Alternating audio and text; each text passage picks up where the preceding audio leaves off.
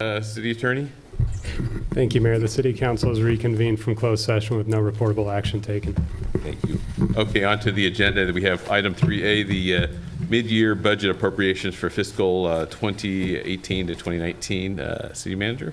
Thank you, Mayor and City Council. This is basically a follow-up or a continuation from the mid-year review that we last did, and we've incorporated the direction from the council at that meeting into the action items that we were looking for tonight, and we'll look for approval for the recommended appropriations that are included in the report tonight, with the exception of the one that I'll bring back at another time is there's $19,200 in here for the North Orange County Service Planning Area. That will be tied to another item that will be coming in open session at the next meeting.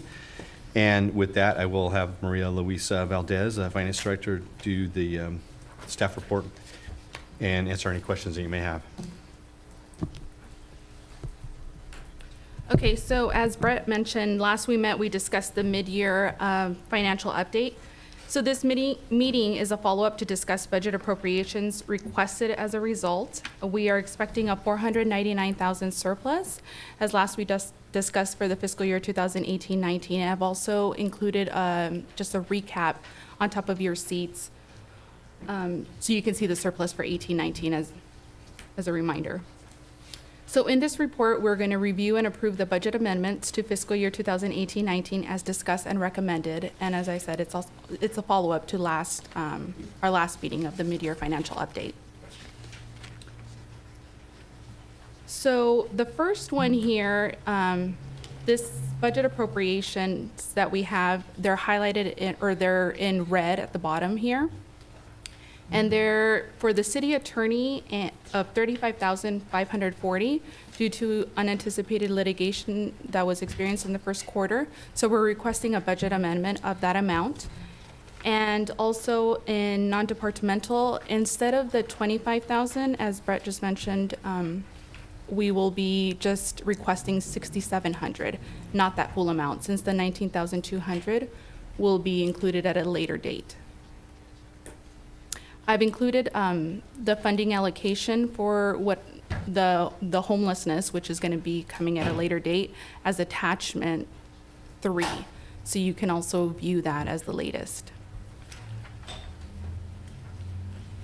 The next one is the capital needs budget appropriations coming back. And here we have general fund appropriation requested for the policemen's locker room. And the total amount is $200,000. And the community center roof and youth roofs were also requested to be replaced. And those have different fundings from the Park Development Fund of $43,000 and Fund 52, which is the Facilities, Parks, and Streets Fund of $102,000. So there'll be separate funding for that. I've also included an attachment 1 and 2 for you to review and see how that is a priority. Since the last time we were recommending these 2 CIP appropriations, but council asked for additional information to justify the CIP priorities. So as you can see on there, they're identified as a CIP project coming up in the next 7 years. We've also included as an attachment just what we internally provided from Police Department and Development Services and Recreation to see what their priority is, as well as, you know, if you want to have that into consideration as well. Unless there are any questions, are there any questions with the CIP? Okay, so I'll move forward to the next one. The last one is the Park Development Fund activity. As I said, in mid-year, we focus on general fund, but at the same time, we try and ensure that all the other funds are not going to go into a deficit. And we realized with Fund 40, we needed to make some appropriations to the revenue and expenditures. We were not expecting, we had budgeted for $268,000 in revenues in the Park Development Fund. However, we realized after discussion with the developer that these park impact fees are not going to be coming in this year. They'll just be delayed a year. So we're requesting to reduce the revenue by $188,000 and also corresponding $155,000 a decrease in expenditures. And that would delay the Labradette Park playground equipment and reduce the community center enclosure of outdoor storage space. 140 for the Labradette, and 15,000 for the storage, for a total of 155,000. And this will just be delayed for next year, so we'll include that in the budget, and it'll be up for discussion in our May meeting, our capital improvement project meeting. So lastly, as a recap, this is our budget calendar. So next week, we will be going over the 1920 preliminary budget, and then April 8th and April 15th, going over the department overview and looking more deeply into, the categories and each department overview of their budget, their line items, pensions, salaries, and so on and so forth. And May, we'll have the CIP workshop, and if needed, we'll have another workshop in June before we go for the adoption, June 17th. And that is it. Okay, any questions? I have some questions on the capital funding that I wasn't here when that was approved. But there's some projects on here that money has been allocated for this year. And I'm wondering if those funds, or if that project's postponed, if those funds become available to assist in some of the costs that we're looking for in terms of the added items, the 200,000 for the locker room and so on. I'm sorry. Just, maybe I can answer, you're looking at 2019 to 2020, right? Yes. Okay. None of those have been approved, that's just I think, a future Okay. calendar. Okay. Yeah, those Thank you. get modified each Right. year, and we'll be doing that this year as well. At our May meeting. Because at this meeting right now, we're just looking at how do we spend the surplus at the mid-year, not forecasting into. No, that was just to, as a supplement to help identify that it was a CIP priority. That attachment? No, I'm not talking Oh. attachment. Right now, this meeting, we're looking at the surplus we have at mid-year and how do we allocate that surplus. correct, yeah, it's fiscal year 18. Right. So if we're getting rid of the 19,000 for the homeless, does that give us more of a surplus?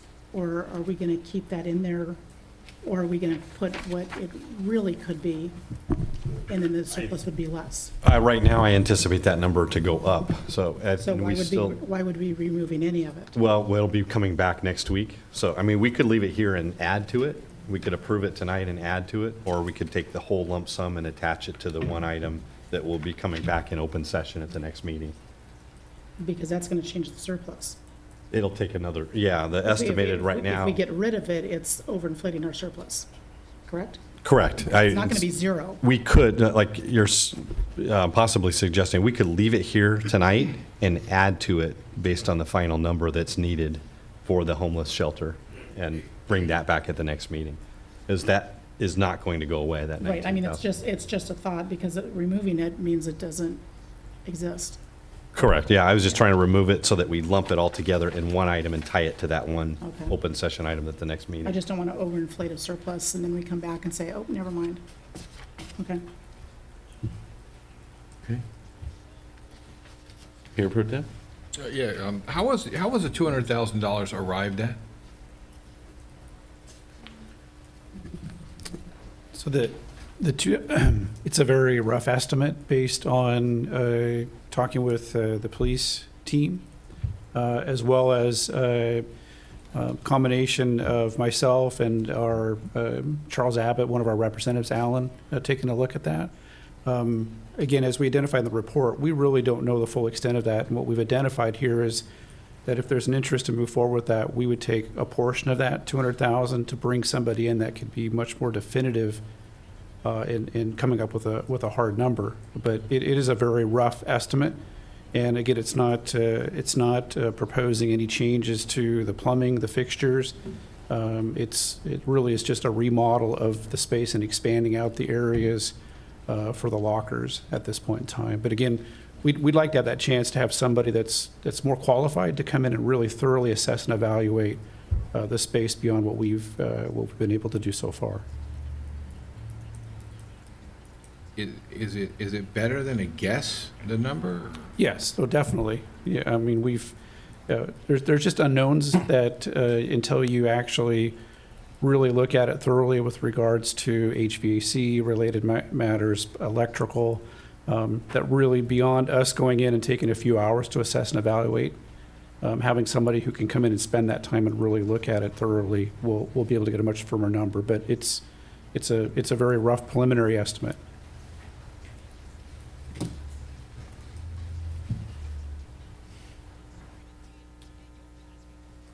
Okay, let me ask a question on the capital improvements. Page. Okay. I'm concerned, just as a way of introduction, about the streets that they've taken a beating, and I wanted to see if it would be possible to move item 5, replacement of overhead street signs, which is gas tax money, up to number 3, and double our efforts on the streets and let the signs wait a year. That need to be decided now, but if we could, I just think it'd be a better use of our funds. That I mean, we're not the only city. Any city you drive in right now has potholes that are just, they're craters right now. And you know, we did a good job over in my neighborhood when I called you, and you know, you could see the gravel all the way down the street. Those holes are just falling apart.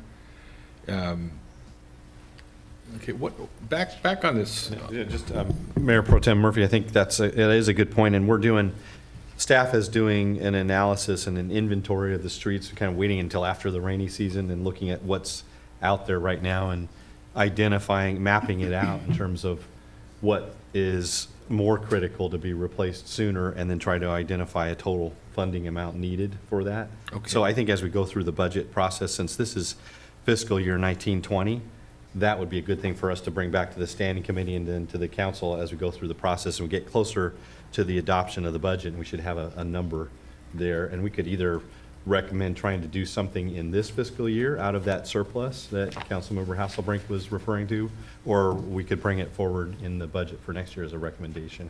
Okay, I just think we need to have develop a street plan also, a long-term, you know, in the budget every year, kind of what we did with a lot of the other funds, you know, forcing us to budget for those coming up, because you can just see what's happening, you know, to the streets. It's not going to get any better without something happening.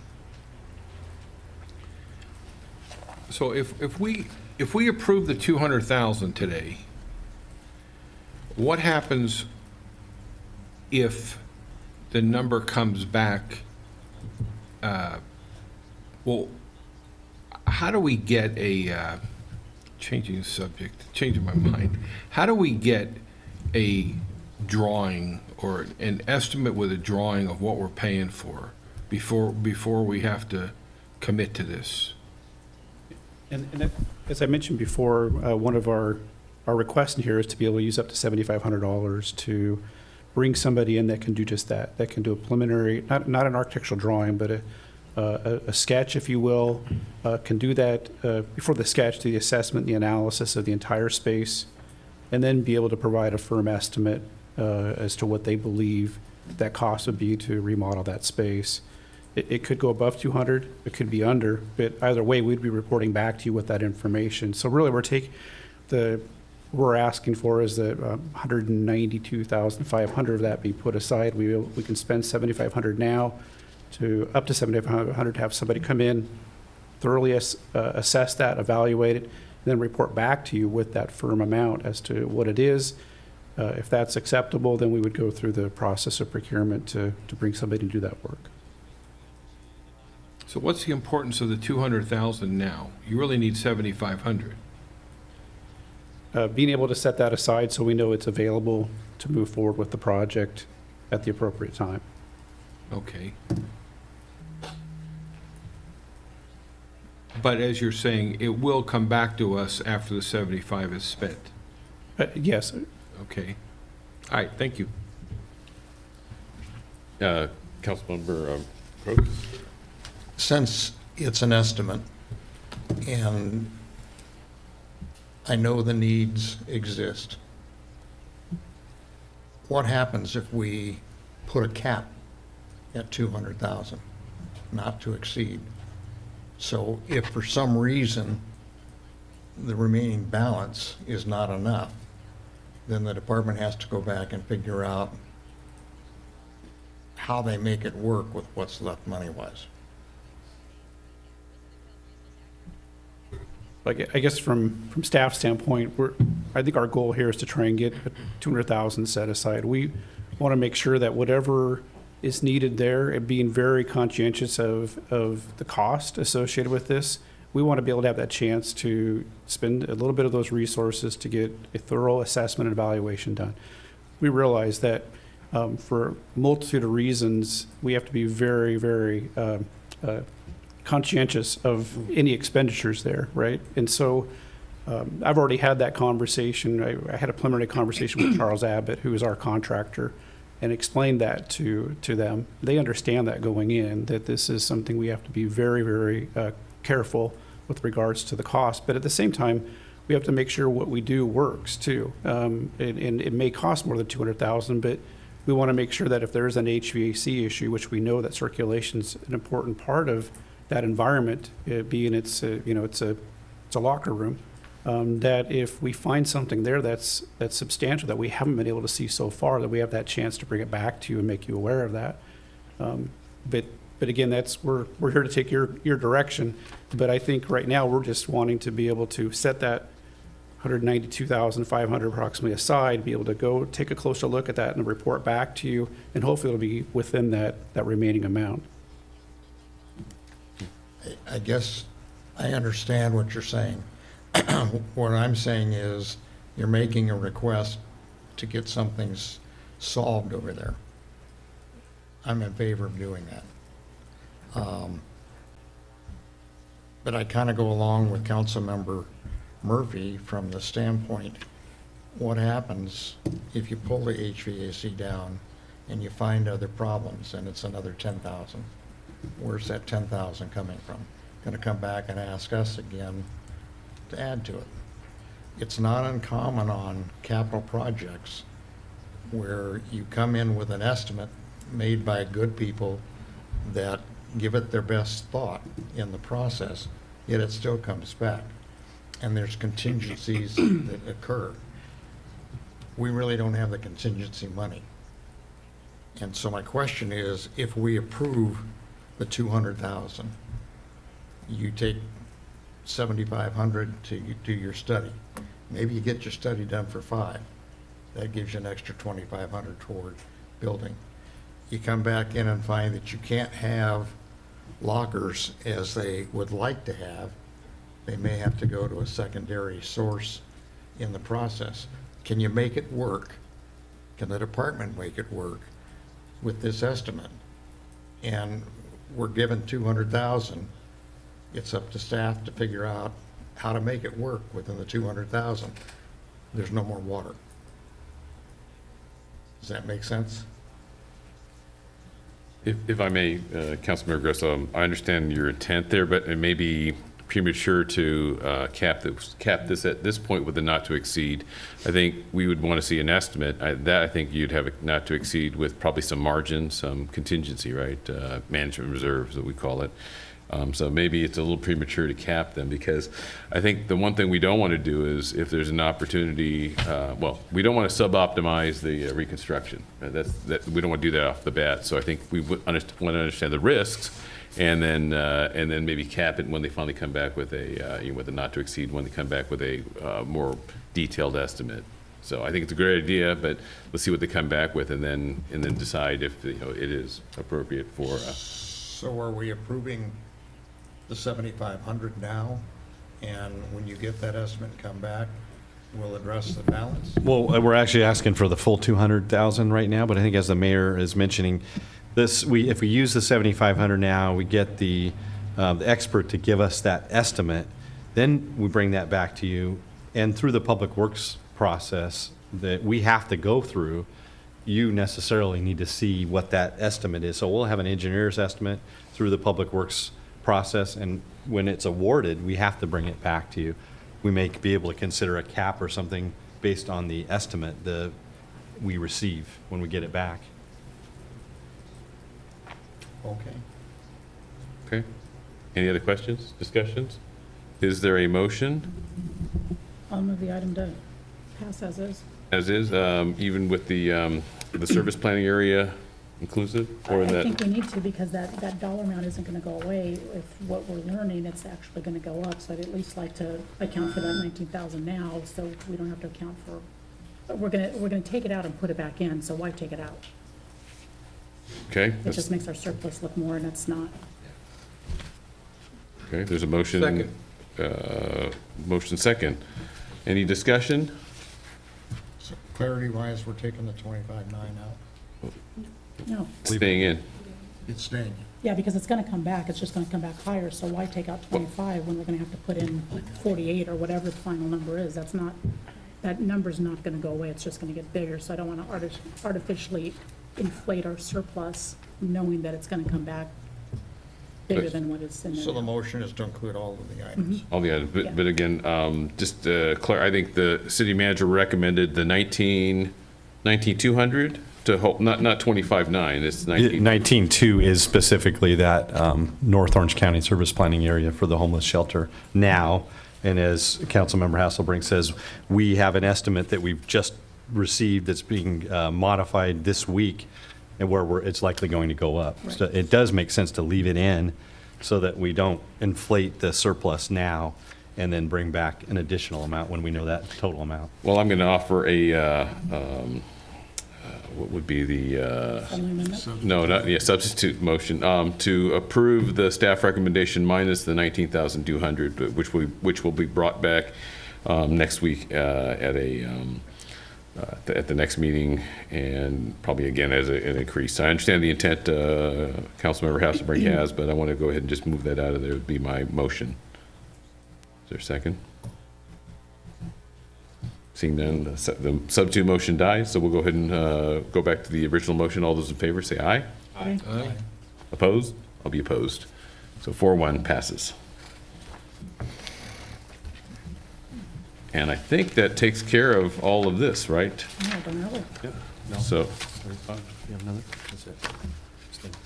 okay, we'll go ahead, Right. adjourn this, and we'll meet again at the next regular council meeting next week. Thank you all. Thank you.